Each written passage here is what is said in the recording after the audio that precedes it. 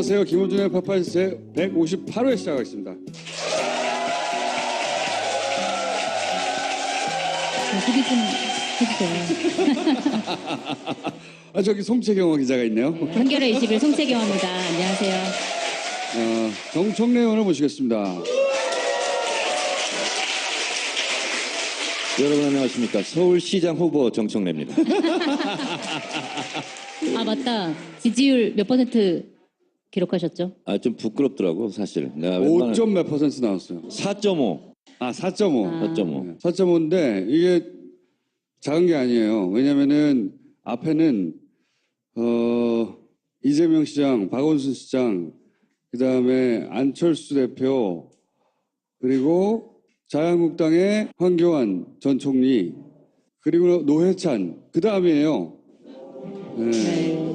그리고 민주당 후보 3명이 이미 표를 4명이죠. 그 다음 바로 뒤에 박영선 의원이 있거든요. 그 뒤에 나경원도 있어요. 아 박영선 의원보다 더 높게 나오신 거예요? 0.1%. 요즘 부쩍 시장길을 많이 느껴요. 밥을 먹어도. 그래서 그럴 때는 시장에 가서 밥을 먹고요. 시장에 가서 옷을 사서 시장 옷을 제가 입고 다니죠.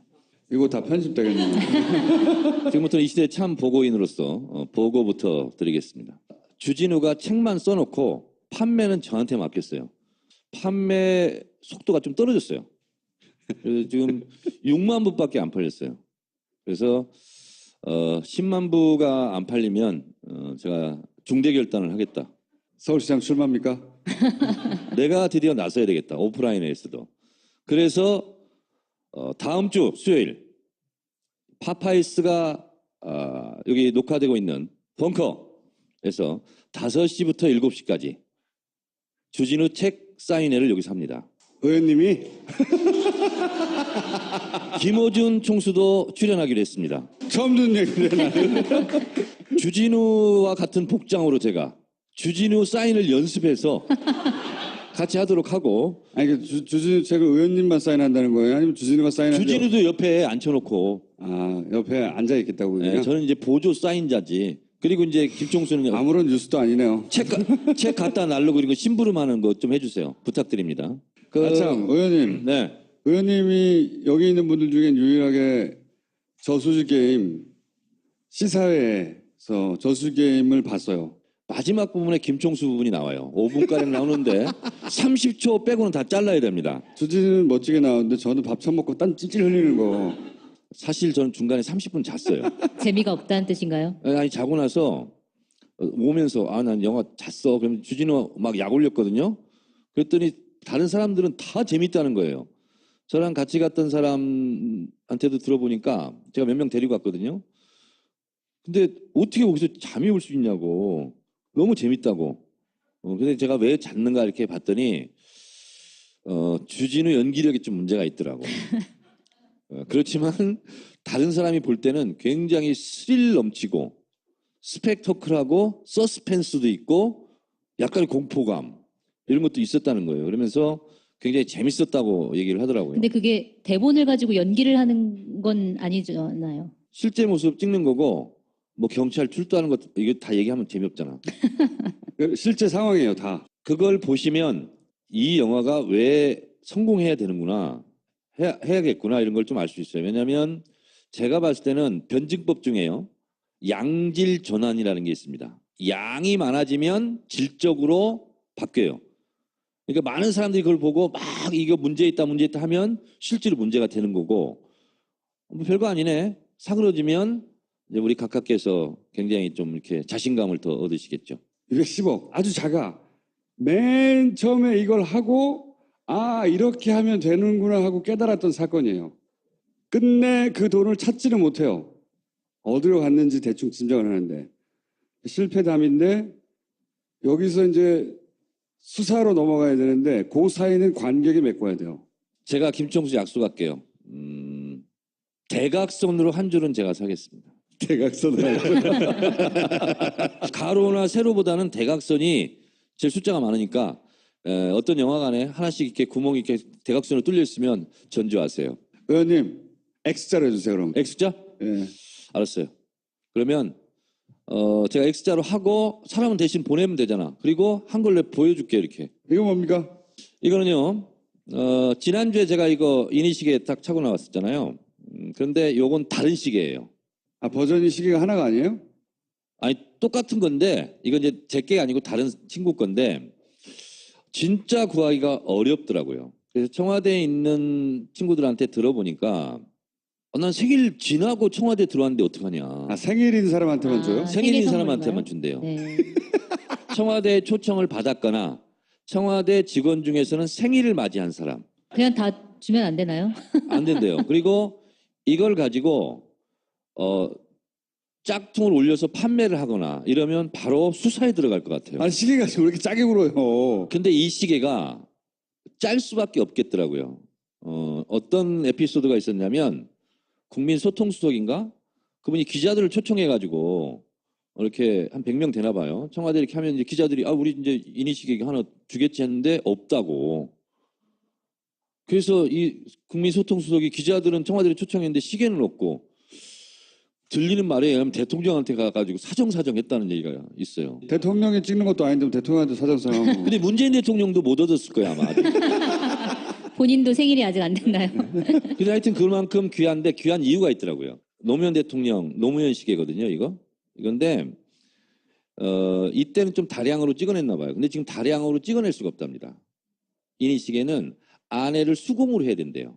자개에 넣고 뭐 이렇게 하느라고 이렇게 기계적으로 찍어낼 수가 없답니다. 그래서 실질적으로 물량이 너무 딸린대요.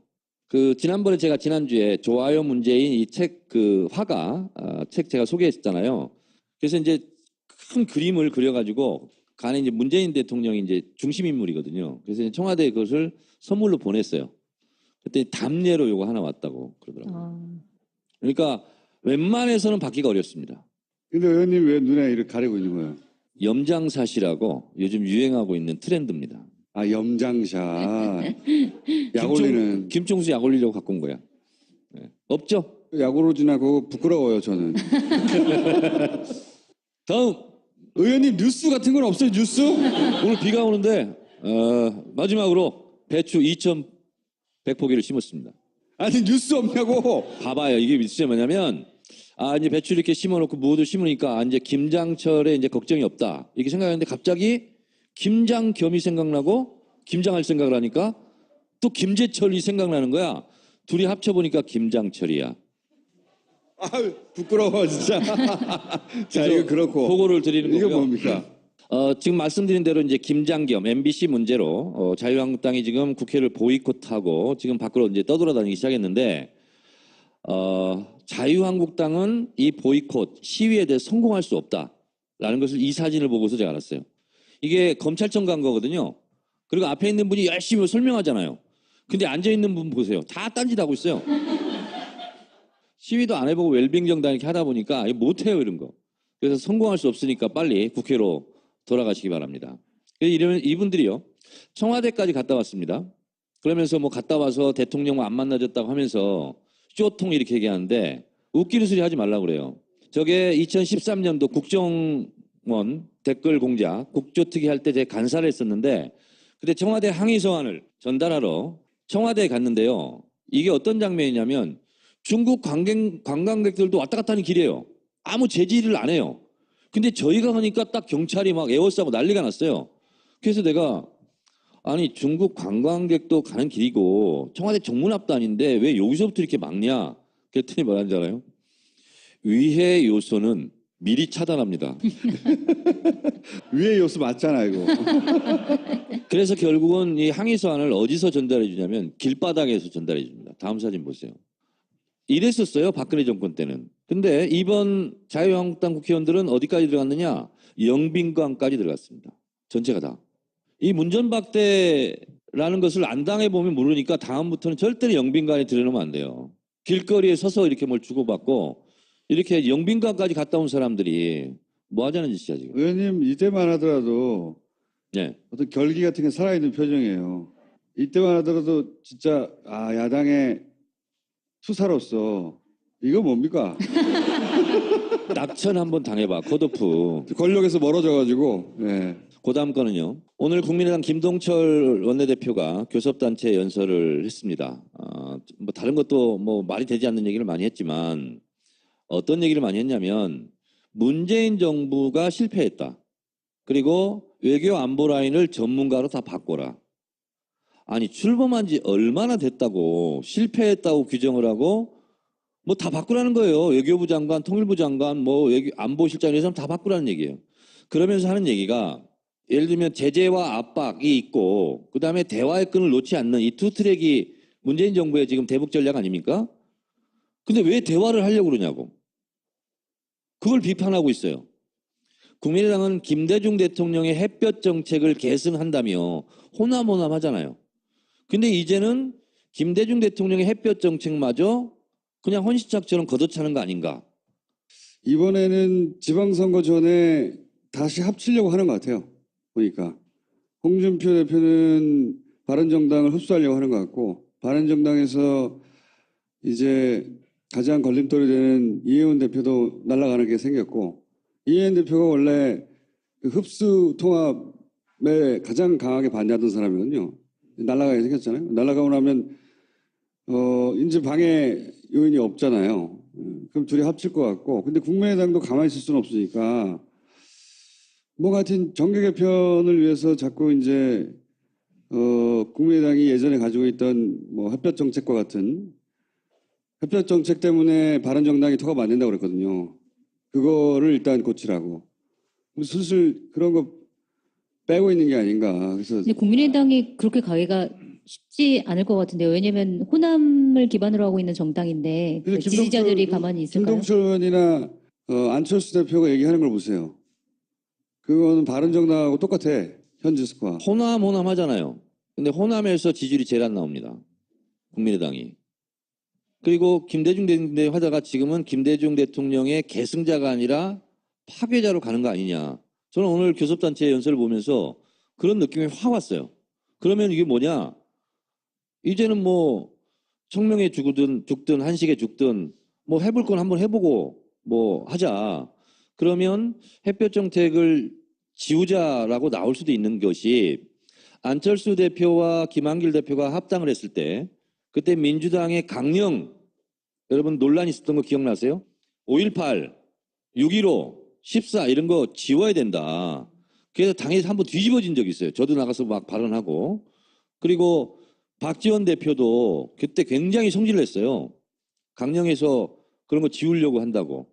안철수 대표가 그때 그래서 해명을 했어요. 실무 차원에서 착오였다. 이랬는데 저는 안철수 대표의 의중이 저는 반영됐다고 저는 생각을 하거든요. 그때. 극중주의를 간대잖아요. 극중주의. 예. 극중주의는 프랑스에서 나온 말이거든요. 제가 르몽드 기자한테 물어본 적이 있어요. 극중주의가 뭐냐고 실제 쓰냐고. 그거 조롱할 때 쓰는 말이라고 프랑스에서.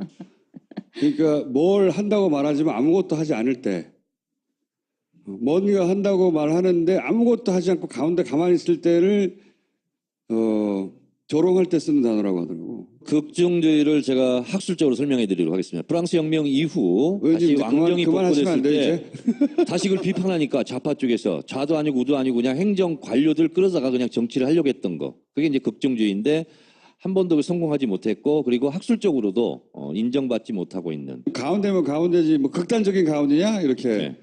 말이 안 되는 소리를 하고 할 때 쓰는 조롱의 단어라고 아무 의미 없는 거라고 르몽드 기자가 얘기해 주었습니다. 제가 지난주에 수도권 광역단체장 3당 연합공천 실제로 정우택 대표가 얘기했다 그러면서 제가 앞으로 그것을 우리가 예의주시해야 된다고 생각을 제가 말씀드린 적 있잖아요. 근데 이걸 보면서 그쪽 방향으로 지금 군부를 떼는 것은 아닐까. 국민의당에서 실제로 김대중 대통령의 햇볕 정책을 무시하거나 비판하는 것은 정체성의 뿌리째 부정하는 거거든요. 민주당하고 싸우기가 버겁잖아요. 다른 정당들이. 그러니까 어떻게든 합쳐야 한다. 당끼리 다 합치지 못하지만 합치는 모양새를 모색하고 있는 게 아닌가. 근데 그거보다는 저는 바른정당하고 자유한국당이 빠른 시간 내에 우리가 생각하는 것보다 다시 합쳐질지도 모른다. 박근혜 내보내려고 하잖아요.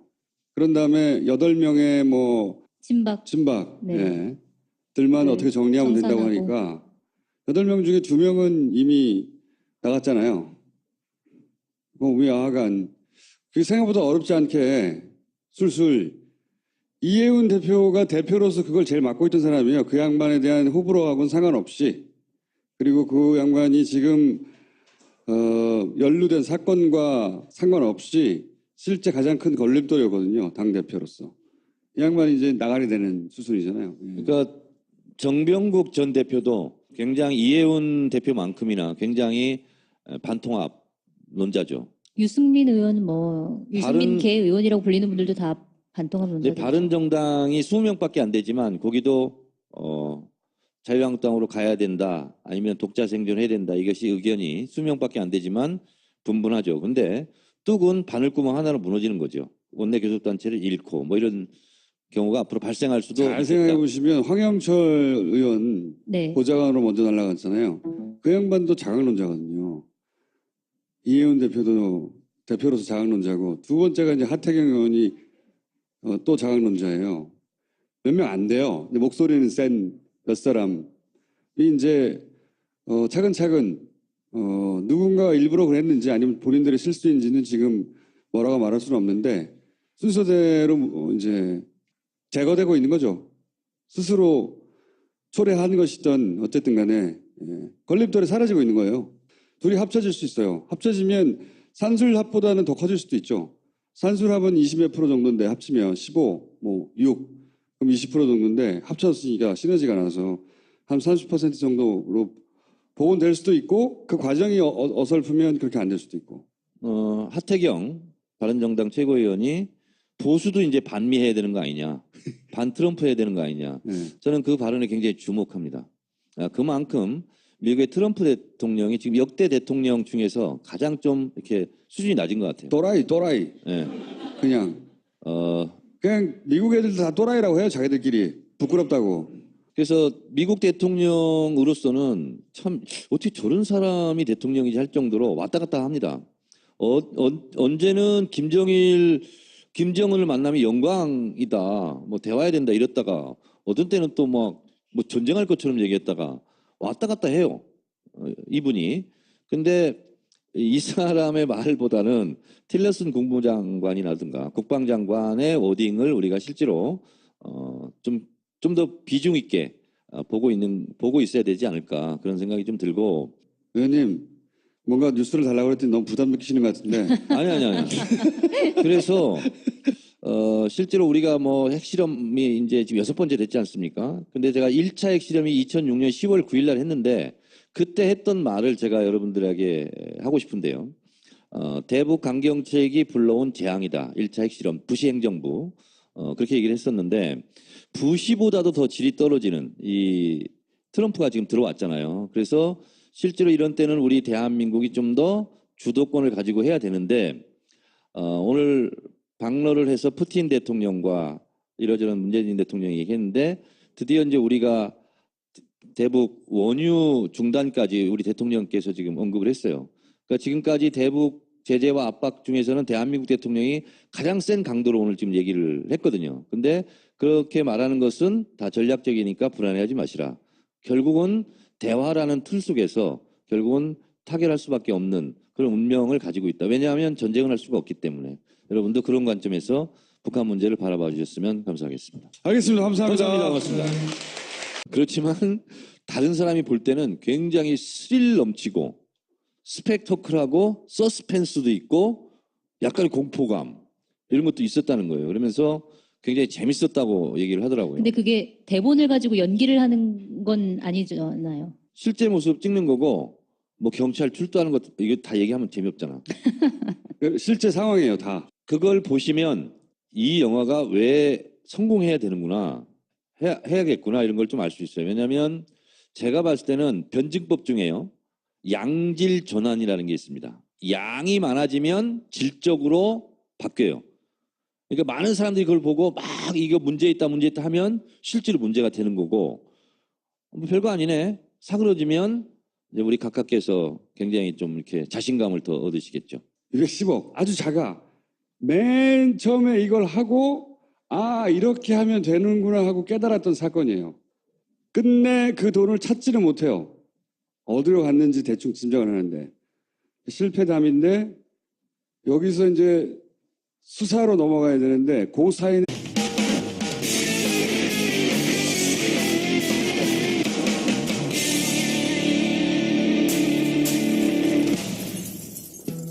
안녕하세요. 김호준의 파파이스 158회 시작하겠습니다.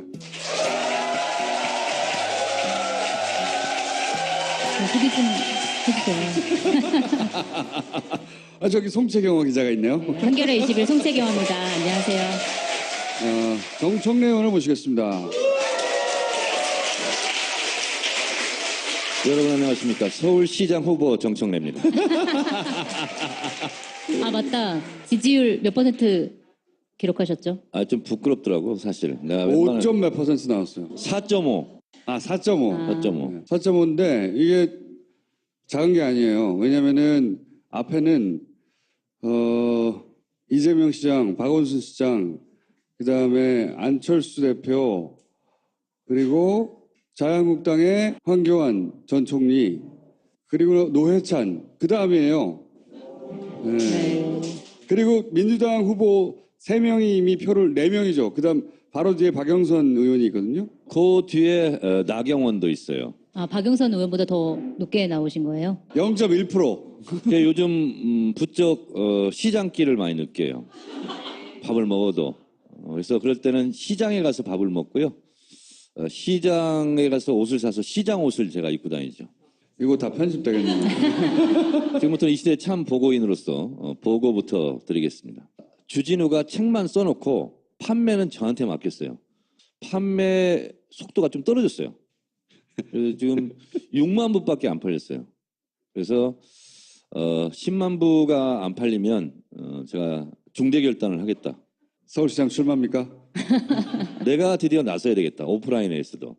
그래서 다음 주 수요일 파파이스가 여기 녹화되고 있는 벙커에서 5시부터 7시까지 주진우 책 사인회를 여기서 합니다. 의원님이 김호준 총수도 출연하기로 했습니다. 처음 듣는 얘기를 나는 관객이 메꿔야 돼요. 제가 김총수 약속할게요. 대각선으로 한 줄은 제가 사겠습니다. 대각선으로. 가로나 세로보다는 대각선이 제일 숫자가 많으니까 어떤 영화관에 하나씩 이렇게 구멍이 이렇게 대각선으로 뚫려 있으면 전주하세요. 의원님 X자로 해주세요 그럼. X자? 예. 알았어요. 그러면 제가 X자로 하고 사람은 대신 보내면 되잖아. 그리고 한걸 내가 보여줄게 이렇게. 이거 뭡니까? 이거는요. 지난주에 제가 이거 이니시계 딱 차고 나왔었잖아요. 그런데 요건 다른 시계예요. 버전이 시계가 하나가 아니에요? 아니 똑같은 건데 이건 이제 제 게 아니고 다른 친구 건데 진짜 구하기가 어렵더라고요. 그래서 청와대에 있는 친구들한테 들어보니까 난 생일 지나고 청와대 들어왔는데 어떡하냐. 생일인 사람한테만 줘요? 생일인 생일 사람한테만 선물인가요? 준대요. 네. 청와대 초청을 받았거나 청와대 직원 중에서는 생일을 맞이한 사람 그냥 다 주면 안 되나요? 안 된대요. 그리고 이걸 가지고 짝퉁을 올려서 판매를 하거나 주진우와 같은 복장으로 제가 주진우 사인을 연습해서 같이 하도록 하고. 아니 주진우 책을 의원님만 사인한다는 거예요? 아니면 주진우가 사인한다고? 주진우도 옆에 앉혀놓고. 옆에 앉아 있겠다고. 네, 저는 이제 보조 사인자지. 그리고 이제 김총수는 아무런 뉴스도 아니네요. 책 갖다 날르고 그리고 심부름하는 거 좀 해주세요. 부탁드립니다. 참 의원님. 네. 의원님이 여기 있는 분들 중엔 유일하게 저수지 게임 시사회에서 저수지 게임을 봤어요. 마지막 부분에 김총수 부분이 나와요. 5분가량 나오는데 30초 빼고는 다 잘라야 됩니다. 주진우는 멋지게 나오는데 저는 밥 처먹고 땀 찔찔 흘리는 거. 사실 저는 중간에 30분 잤어요. 재미가 없다는 뜻인가요? 아니 자고 나서 오면서 난 영화 잤어. 그럼 주진우 막 약 올렸거든요. 그랬더니 다른 사람들은 다 재밌다는 거예요. 저랑 같이 갔던 사람한테도 들어보니까 제가 몇 명 데리고 갔거든요. 근데 어떻게 거기서 잠이 올 수 있냐고. 너무 재밌다고. 근데 제가 왜 잤는가 이렇게 봤더니 주진우 연기력이 좀 문제가 있더라고.